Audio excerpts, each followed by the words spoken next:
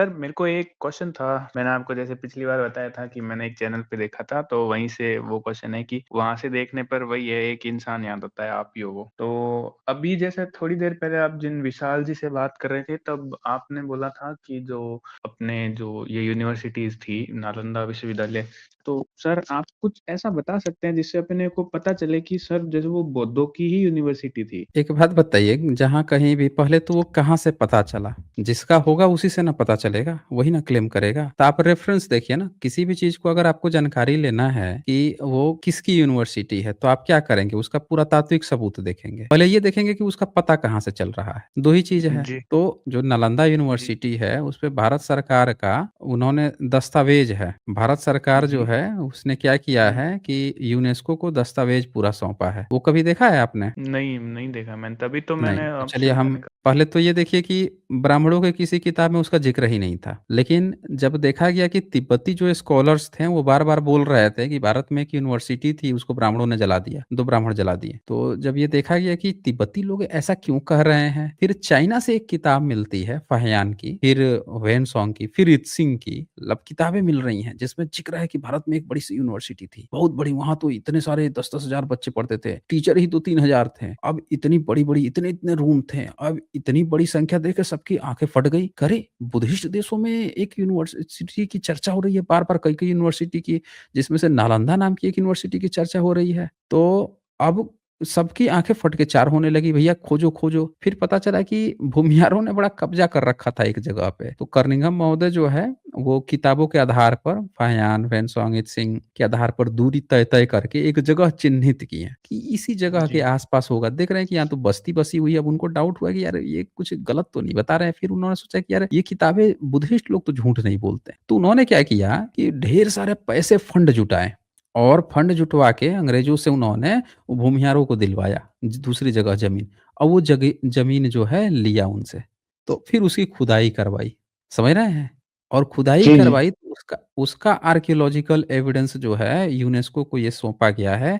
अब देखिए वहाँ से क्या-क्या मिला, जो सबूत होगा वो बता देगा ना किसका है। इसमें ना आप कुछ कर सकते हैं, ना हम कर सकते हैं। तो आइए कुछ हम देख लेते हैं। ये देखिए ये सब खुदाई की गई है, जबकि अभी पूरा बेसमेंट नहीं खुदाई हुआ है। जितना खुदाई हुआ है उसी को आप देखेंगे तो आपको साफ-साफ पता चले पूरे इस किताब में कहीं भी किसी ना दुर्गा, काली, ब्रह्मा, विष्णु, महेश, राम, कृष्ण कहीं कुछ ज़िक्र नहीं है। साफ-साफ बताया गया है कि भैया ये बुद्धिस्ट का ही है, उनका ही प्रॉपर बताया गया है। ये देखिए 3rd century BC, 13th century C इसके बीच में ये और नालंदा महाविहारा यहाँ पे रागीर ये नालंदा ये सारा चीज़ आ रहा है। फिर देखिए मेजर 5th सेंचुरी बीसी में बाद में मेजर रूप से इसको बनाया गया। फिर इसके आगे यहाँ पे आप देखेंगे तो ये वो भी बता दिया जाएगा कि किस चीज़ का यहाँ पे कौन लोग थे, क्या थे, ये वर्ल्ड हेरिटेज में इसको डाला गया। इसका नाम ही विहार था। देखिए, यहाँ पे लिखा गया है ना कि vihara and evolution of temple like chaitya sacred structure.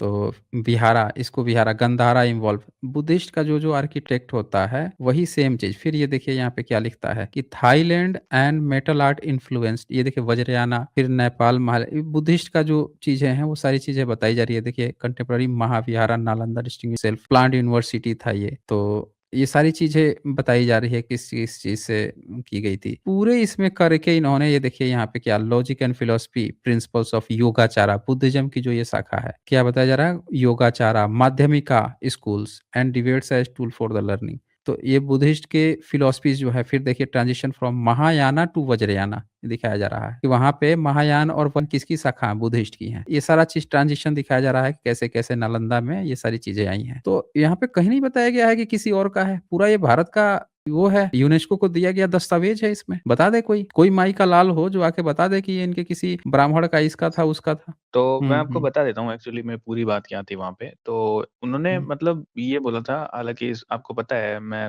नाम नहीं लेना चाहूँगा, मैं अभी 1 सेकंड में टाइप कर देता हूँ, आप समझ जाइएगा। नहीं, नहीं हमको नाम किसी ज़रूरत ही नहीं है। उन्होंने मतलब 2-3 पॉइंट ये रखे थे। पहला उन्होंने ये बोला था, जैसे अपनी जो यूनिवर्सिटी है वो भई उन्होंने बोला कि भई किसी न किसी ने तो बनाई होगी। तो वो कुमारगुप्त का बोलते हैं कि कुमारगुप्त ने अगर बनाई थी, तो मतलब वो ये बोलते हैं कि भई वो ब्राह्मण राजा थे, वो बुद्धिस्ट नहीं थे। वही है, वो उन्होंने भी वही बोलते हैं कि भई अगर इसको कोई प्रूव कर देगा, कैसे ये है, पता वो चला? है। नहीं पता कैसे चला कि हाँ, ब्राह्मण राजा था वो? हाँ, वही है सर, वो भी यही बात। ये भारत सरकार का ऑफिशियल दस्तावेज है जो यूनेस्को को दिया गया है। इसमें मैंने आपको क्या जी, दिखाया? इसमें साफ-साफ भारत सरकार खुद बता रही है, यहाँ पे क्या लिखी थी ये? यहाँ पे भारत सरकार खुद बोल रही है कि इसका जो निर्माण हुआ है, वो उसमें बता रही है 2300 मतलब आज सम्राट अशोक के समय में बना है। समझ रहे हैं? ये देखिए ना ऊपर से brief synthesis archaeological site of Nalanda Mahavihara remains of a great monastic cum establishment spanning 3rd century BC to 30 century CE लिखा हुआ है यहाँ पे। जी, जी। तो जी बताइए कि सर, यहाँ जी पे सर। 3rd सेंचुरी बीसी में किसकी कौन था गवर्नमेंट भारत में? बताइए? सर इतनी फ़िलहाल तो मेरे को नहीं पता है इस बारे में। मौर्यंस का था ना? जी, जी, जी। सम्राट अशोक ही तो थे। सॉरी। उनका जी, पिलर्स जी। भी तो मिला है। हाँ, और करेक्ट। सेंचुरी बीच में जितने भी राजा आए हैं वो सब बुद्धिस्ट राजा थे। बीच में एक बात बताइए यहाँ पे ये देखिए a major Mahavihara by the century CE 5th century में उसका विस्तार किया गया। ठीक है? लॉजिक, ठीक है। Philosophy and schools of Buddhism that influence contemporary Asian culture पूरे एशियन कल्चर को बुद्धिज्म इन्फ्लुएंस कर रहा था। तो भाई यहाँ पे 2-3 बातें आती है ना कि पहली बात कि अगर यहाँ पे किसी ब्राह्मण या किसी ब्राह्मणों का कुछ भी लेना-देना था तो ब्राह्मण लिखेगा ना भाई कि उसके यहाँ कोई यूनिवर्सिटी थी। लिखेगा कि नहीं लिखेगा? जी, करेक्ट, मैं समझ रहा हूँ आपकी बात।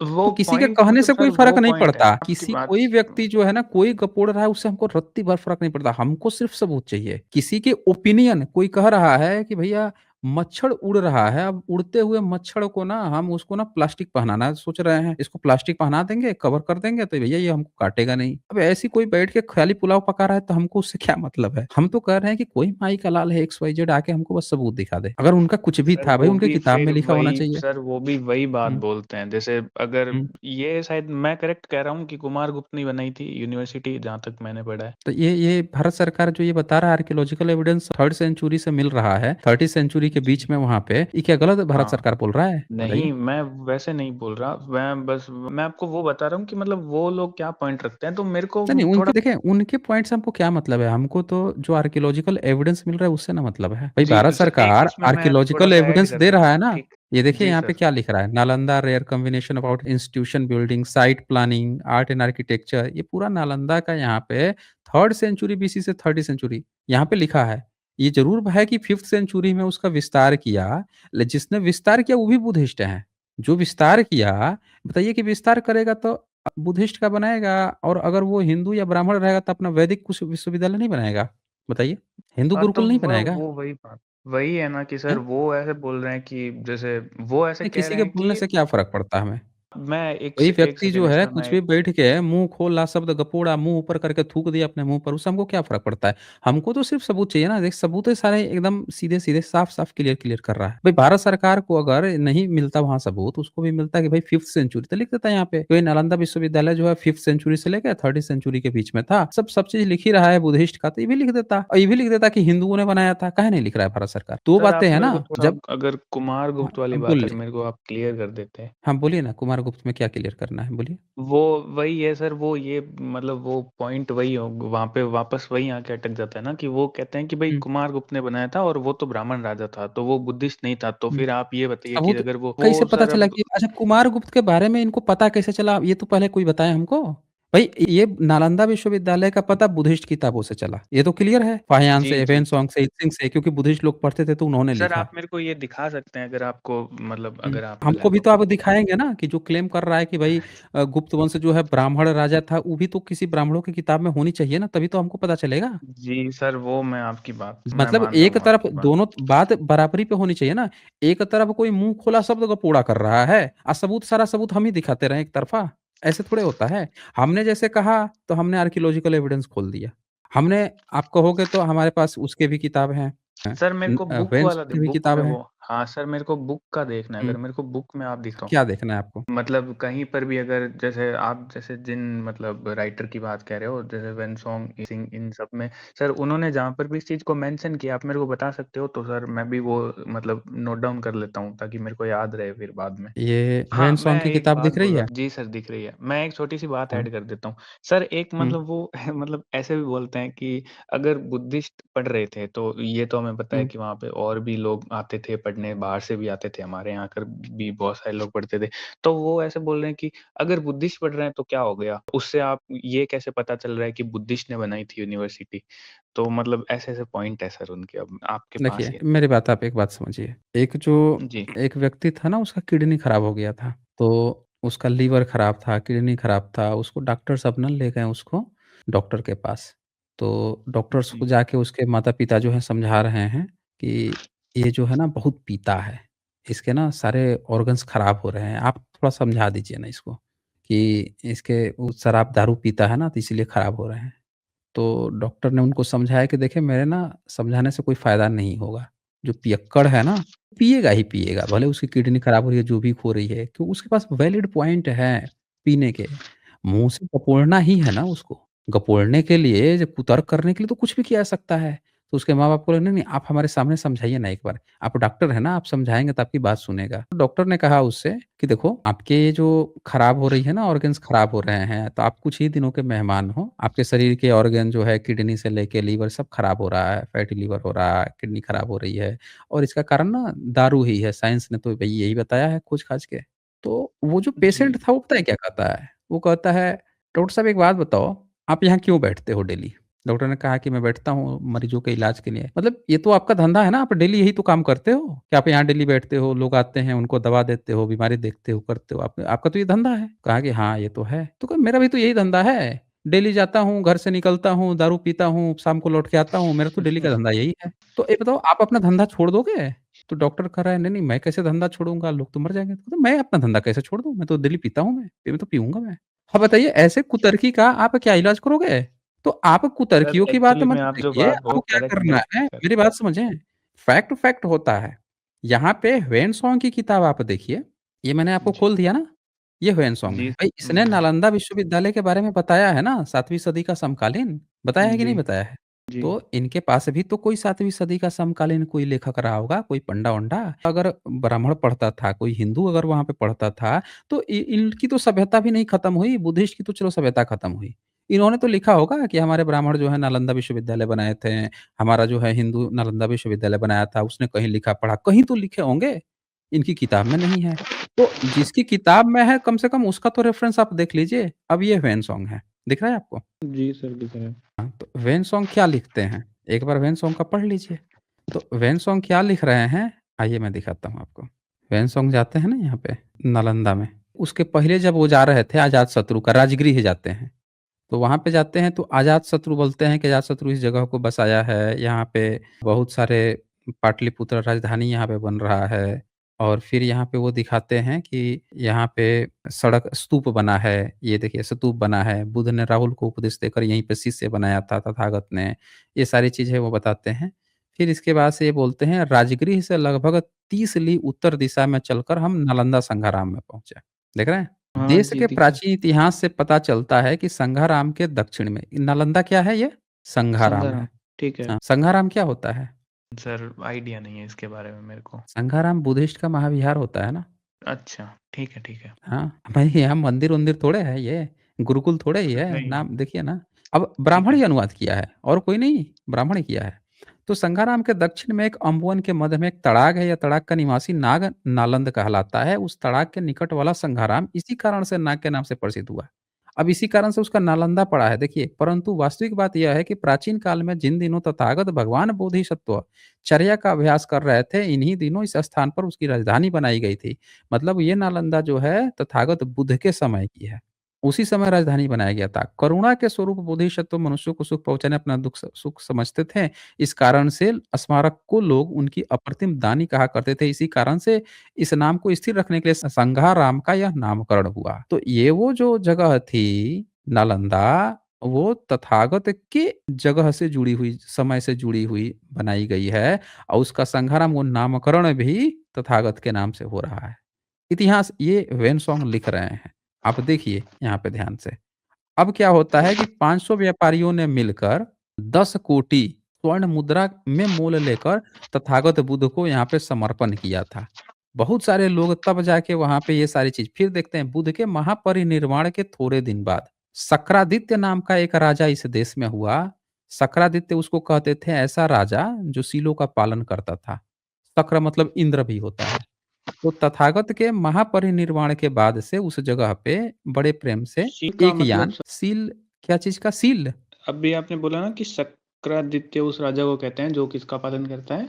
पंचशील जो होता है ना, 5 जो सील ठीक होते है, हैं, समझ 5 गया। नियम ठीक, जो होते ठीक, हैं। ठीक, ठीक है। श्रद्धा और रत्नत्रयी यानी 3 रत्नों का जो पालन करता है। तो उसने ठीक क्या है। किया, संघाराम बनवाया, लोग बताएँ उसको, भविष्यवाणी मतलब वो लोग बताएँ कि यहाँ पे तथागत बुद्ध से रिलेटेड, तो उसने संघाराम वहाँ पे फिर बनवाता है। फिर उसके भूमि खोदते समय, अब वहाँ भूमि खुदवा रहा है तो एक नाग जख्मी हो गया, तो वहाँ पे निग्रथ संप्रदाय का एक प्रसिद्ध ज्योतिषी उसमें उपस्थित था, देखकर वो बोला कि ये यही वो स्थान है तथागत का। अब क्या करते हैं यहाँ पे, यदि आप अब ये देखिए यहाँ पर संघाराम बनवाएँगे तो ये अवश्य अत्यंत प्रसिद्ध होगा। तो उसने अब वहाँ पे संघाराम बनाता है और वो बोलते हैं कि ये 1000 साल तक अमर रहेगा। मतलब यहाँ पे अगर आप पढ़ाने-लिखाने के लिए सब बनाओगे ना तो बहुत फेमस होगा। ये तथागत के तुरंत बाद की बात है। लिखा हुआ है कि उनके परिनिर्वाण के तुरंत बाद।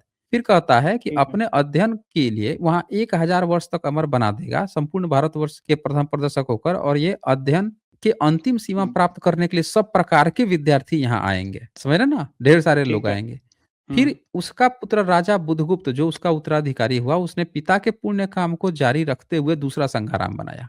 अब देखिए यहाँ पे क्या बनाया जा रहा है? संघाराम बनाया जा रहा है। जो भी व्यक्ति उस चीज़ को बनाया है, वो संघाराम, उसका बेटा बुधगुप्त हुआ। नाम भी उसका देखिए बुध है। फिर वो क्या कर रहा है, अपने ठीक पिता है। की तरह वो भी संघाराम बनवाता है। भाई बताएँ कि वो मंदिर मस्जिद क्यों नहीं बनाया? पढ़ाने-लिखाने की भी बात चर्चा चल रही है, सब बातें चल रही हैं, लेकिन ये क्या बनवा रहे हैं? संघाराम बनवा रहे हैं। बताइए, अगर ये किसी गुरुकुल होना चाहिए था ना, ब्राह्मणों का, वैदिक का, और ये बुध के जी। नाम पे हो रहा है, क्योंकि बुध से वो स्थान जुड़ा हुआ है इसलिए। अब देखिए इसके बाद से क्या होता है, राजा तथागत गुप्त भी अपने पूर्वजों के प्राचीन नियमों का पालन करते हुए, अब ये तथागत गुप्त कौन है? ये आ जाता है अब गुप्त वंश में। देख रहे हैं? ठीक। ये जो जी ऊपर सर। के ये जो राजा थे, ये सम्राट अशोक के उस समय के थे, और ये जो राजा है, अब ये राजा तथागत गुप्त, ये अपने पूर्वजों के प्राचीन नियम, इनके पूर्वज, अब ये सब पूर्वज लोग हैं, उनके नियमों का पालन करने में सदा परिश्रम करता है, उसने फिर से एक संघाराम बनवाता है। अब आता है बालादित्य राजा, ये 7वीं सदी का है, हर्षवर्धन, राजा हर्षवर्धन ने राज्याधिकारी होने पर पूर्वोत्तर दिशा में एक संघाराम बनवाया। अब ये 7वीं सदी, 6ठी सदी आ गई है, हर्ष के समय में। फिर ठीक है। संघाराम बनवाया। संघाराम के बन जाने के तैयार होने पर सब लोगों ने के सभा के निमित्त बुला भेजा उस प्रसिद्ध अप्रसिद्ध महाथेरा भिक्षु। अब कौन लोग आ रहे हैं उस सभा में? महाथेरा भिक्षु, सर्वसाधारण लोग बड़े आदर से निमंत्रित किए गए। यहाँ तक कि 10,000 ली दूर के थेरा महाथेरा पधारे। सब थेर महाथेर पधार रहे हैं। भाई यहाँ पे आपको कहीं नाम मिल रहा है क्या कि कोई पंडा पुरोहित कोई दूसरे धर्म का आ रहा है?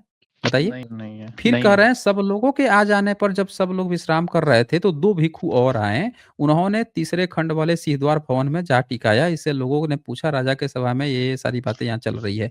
तो उन्होंने कहा कि हम चीन देश से आते हैं। मतलब 2 भिक्षु जो है, चाइना से भी 2 भिक्षु वहाँ पे आए हुए थे।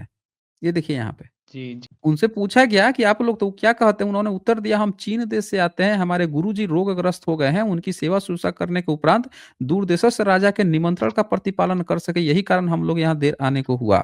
उनके गुरुजी बीमार पड़ गए थे तो थोड़ा-सा लेट-वेट हुआ, तो चाइना से भी वहाँ पे शामिल हुए हैं हर्ष के समय में 2, ये खुद ह्वेनसांग बता रहे हैं।